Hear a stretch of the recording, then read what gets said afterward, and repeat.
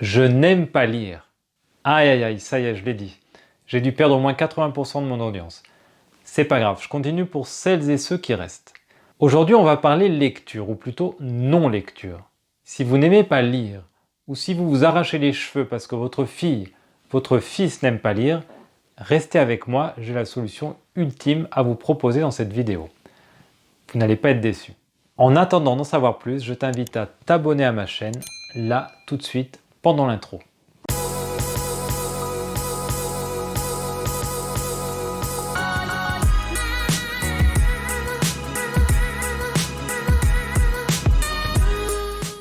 Bonjour, si tu es nouvelle ou nouveau sur cette chaîne, je suis Xavier. Je publie chaque semaine une vidéo dont l'objectif est de proposer un changement de regard sur un aspect de notre vie pour changer concrètement notre quotidien.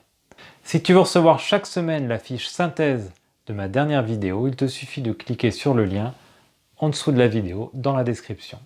Je n'aime pas lire. Maintenant que c'est dit, je me dois d'assumer. Et si tous ces livres que vous voyez derrière moi n'étaient qu'un décor? Je sens que votre estime envers moi est en train de chuter. Allez, écoutez bien cette vidéo jusqu'à la fin, je vais essayer de redorer mon blason. Alors partons du commencement. C'est quoi un livre? Un livre, c'est ni plus ni moins qu'un petit fragment de la pensée d'une ou plusieurs personnes retranscrites sur papier. Ça peut être la transcription d'une histoire inventée qui provient d'un seul et même cerveau, ça peut être le point de vue d'une personne sur une thématique ou encore une compilation d'informations, scientifiques ou pas, recueillies sur un sujet spécifique. Lire un livre, c'est donc avoir accès à ce qui se passe à l'intérieur du cerveau des autres. C'est une ouverture, une fenêtre qui donne directement sur la pensée d'autrui. Waouh! Les bénéfices à cela sont innombrables. Lire permet donc de découvrir des points de vue sur la vie qui sont différents des siens ou de ceux de son cercle habituel, familial ou amical. Lire peut permettre de découvrir le monde, de voyager depuis son canapé, de vivre toutes sortes d'émotions en étant assis sur son lit. Lire permet d'approfondir un sujet qui nous intéresse tout particulièrement, d'apprendre rapidement en ayant accès à ce que d'autres ont mis du temps à démontrer, à expérimenter avant nous. Et il y a des bénéfices secondaires à tout ça en plus. Lire permet d'élargir son vocabulaire, d'élargir sa pensée, de mieux la structurer, de s'exprimer avec plus de nuances, de mieux comprendre les autres, de mieux accepter les pensées différentes des nôtres.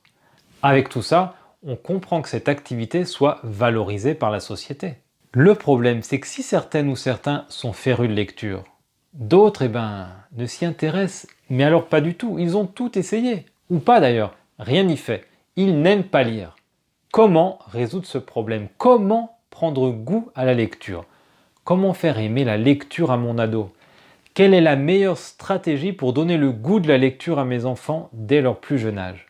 Je vous invite à taper une requête sur internet et vous allez trouver de très nombreux articles, vidéos ou références de bouquins dans lesquels vous aurez accès à des conseils de psychologues, d'auteurs, de professeurs, etc.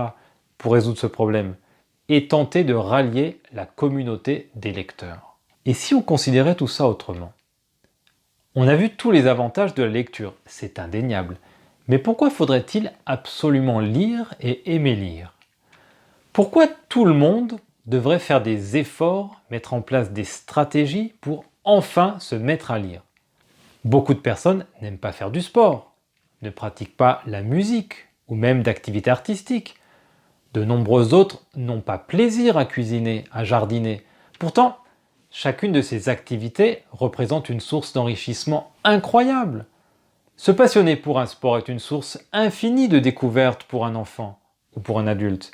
Bien-être physique, dépassement de soi, relations d'équipe. Se lancer dans le dessin, la peinture, la musique est le point de départ d'un chemin sans fin vers la connaissance de soi, vers le développement de sa sensibilité. Jardiner permet de se connecter à la nature comme aucune autre activité. Et pourtant, je n'ai jamais entendu personne dire « Notre ado n'aime pas jardiner ». Tu sais pas comment on pourrait lui faire aimer ça? Je ne vois pas des forums, des vidéos, des articles de blog dédiés à trouver des solutions pour faire aimer la pratique d'une activité artistique à son enfant. Pourquoi le fait de ne pas lire n'est pas socialement considéré de la même façon que le fait de ne pas jardiner? Est-ce que l'on ne pourrait accéder aux bénéfices de la lecture uniquement par la lecture? Voyons voir. On disait au début de la vidéo que lire permettait d'avoir accès à ce qui se passe à l'intérieur du cerveau des autres, que c'était une fenêtre sur la pensée d'autrui. Mais est-ce que par la discussion, on ne peut pas avoir aussi accès à cela, d'une autre façon?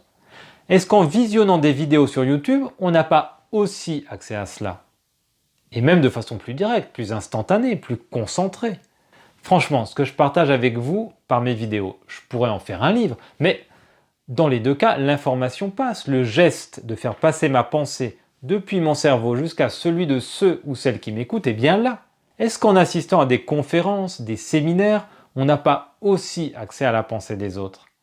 Est-ce qu'en regardant des films, des séries, on n'a pas accès au même contenu provenant de la pensée d'un inventeur d'histoire qu'en lisant des romans?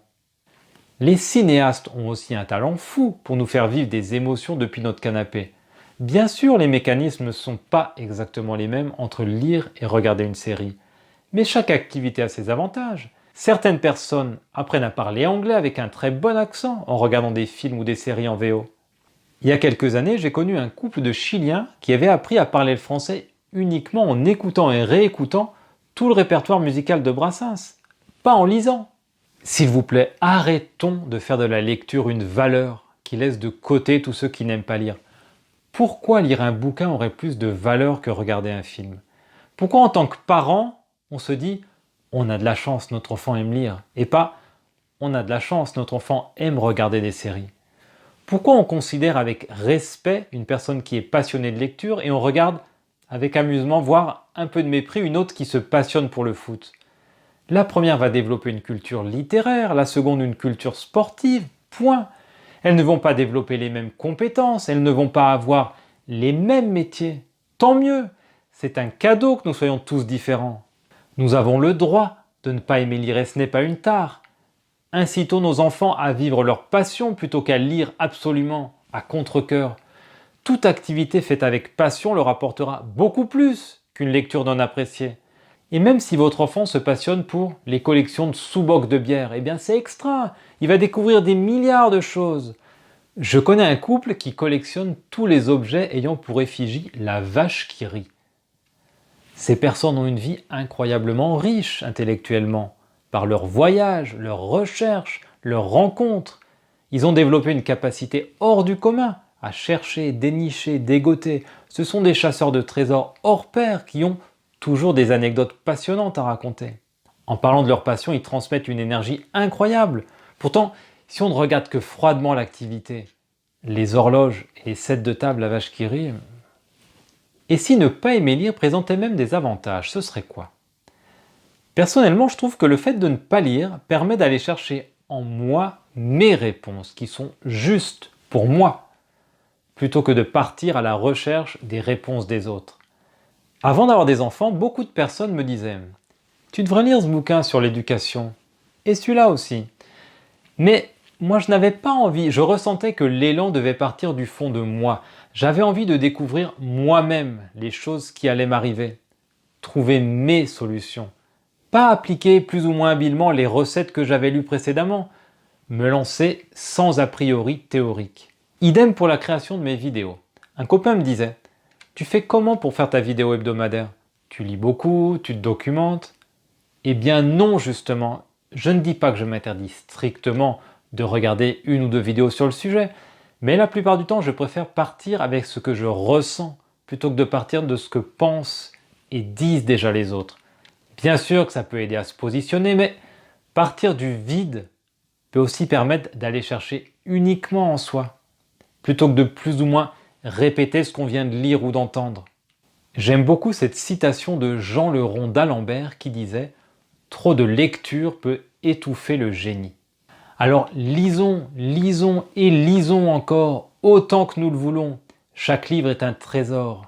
Mais délivrons-nous de la tyrannie de la lecture et regardons de la même façon nos enfants dévoreurs de livres que ceux à valeur de séries, monomaniaques de foot ou collectionneurs d'images. Si tu as regardé cette vidéo jusqu'à la fin et que tu l'as appréciée, n'hésite pas à mettre un petit like et un petit commentaire. Merci beaucoup, à la semaine prochaine. Je suis vraiment obligé de lire ça. Je comprends que dalle.